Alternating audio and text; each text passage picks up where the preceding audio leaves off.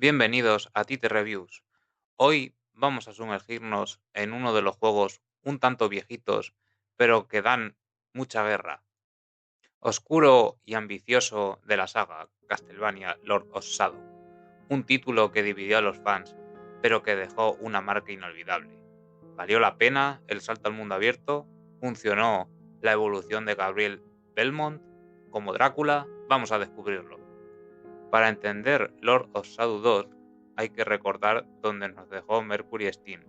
Después de una tragedia inimaginable, Gabriel Demon se convirtió en el mismo príncipe de las tinieblas. Los eventos de Mirror of Fate preparan el terreno. Drácula despierta en un futuro dominado por la megacorporación Carmilla y por un viejo enemigo, Zobek. El juego comienza con un Drácula debilitado, cansado y prácticamente derrotado. Zobek aparece para ofrecer un trato. Ayudará a liberar a Drácula de su inmortalidad si éste elimina una amenaza mayor, los acólitos de Satán. Si esto ya no es solo una historia de vampiros, aquí se pelea contra el mismísimo infierno.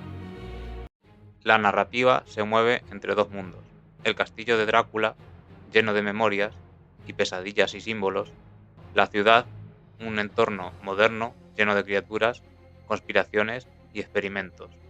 A lo largo del viaje, Gabriel se enfrenta a su pasado, a su propio hijo, Trevor, convertido en Alucard, y a la red de corrupción demoníaca que amenaza con desatar otro apocalipsis.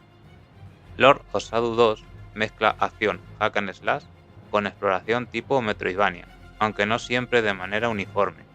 Su sistema de combate respecto al primero, Drácula sustituye la cruz de combate por el látigo de sangre, elegante y brutal, a la vez que la voz del dragón permite ataques pesados con recuperación de vida.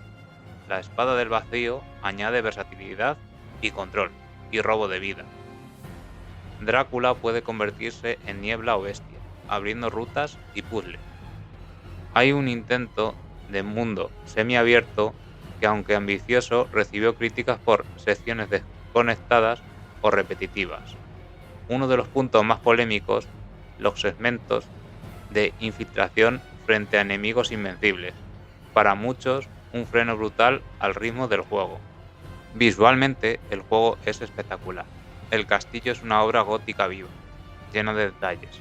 La ciudad, aunque menos inspirada, tiene zonas memorables. Y la música de Óscar Oraju se lució otra vez, desde las melodías melancólicas hasta coros épicos. La banda sonora es uno de los puntos más fuertes.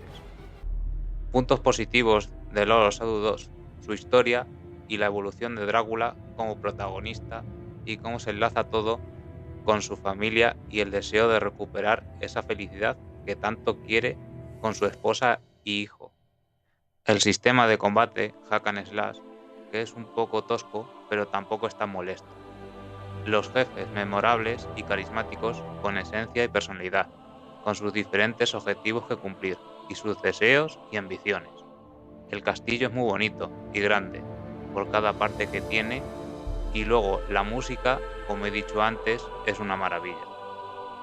Puntos negativos: la narrativa un poco confusa en algunos tramos del juego. Luego también el DLC, que tampoco aporta mucho a la historia y que parece contenido recortado. Vamos, si queréis lo podéis omitir el DLC, no vale la pena. Castlevania Lord of Shadow 2 es un juego imperfecto, arriesgado y único. Se atrevió a contar una historia diferente y a humanizar a Drácula como nunca antes. ¿Es el mejor Castlevania? Probablemente en muchos aspectos no. ¿Es una experiencia que vale la pena vivir? Yo creo que definitivamente sí.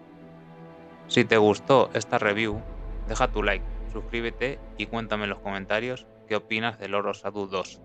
¿Merece una segunda oportunidad? ¿Merece un remake? Nos vemos en el próximo review. Hasta luego.